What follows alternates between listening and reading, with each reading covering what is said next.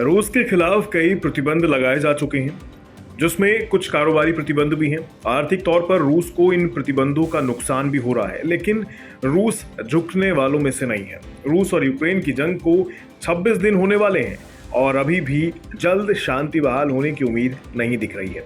रूस को आर्थिक चोट पहुंचाने के लिए कई मल्टीनेशनल कंपनियां रूस में कारोबार समेट चुकी हैं और कई देश अपना आसमान रूस के विमानों के लिए बंद कर चुके हैं।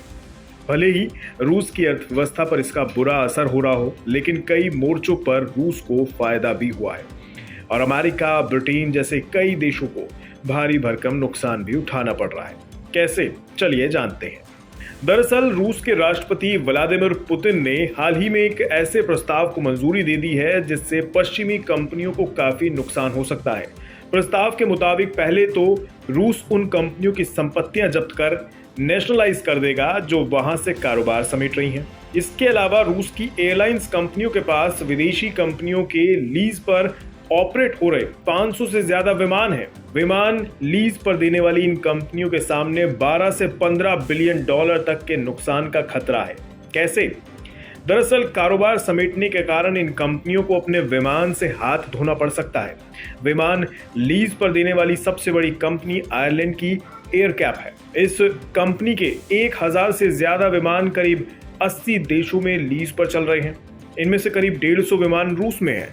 कंसल्टेंसी फर्म ACC एविएशन के आंकड़ों के अनुसार अकेले एयरकैप को 2.5 बिलियन डॉलर का नुकसान होगा। एयरकैप के क्लाइंट में Aeroflot, S7 airlines, Rossiya, Azur air, Ural airlines जैसी रूसी विमानन कंपनियां हैं। इसी तरह आयरलैंड की एक और कंपनी SMBC भी है, जिसके विमान रूस में लीज पर है। श्रेयम के आंकड़ों के अनुसार रूस में अभी 980 एयरक्राफ्ट सर्विस में है। इनमें से 777 विमान लीज पर हैं और 515 विमान विदेशी कंपनियों के हैं। इनमें सिंगापुर की कंपनी AOC एविएशन और आयरलैंड की एक अन्य कंपनी एवेलन के करीब 20 विमान रूस में हैं। इन कंपनियों को न सिर्फ लीज समाप्त होने के चलते नियमित आय का नुकसान होगा, बल्कि विमान नहीं लौटाए जाने पर संपत्ति का भी नुकसान होगा।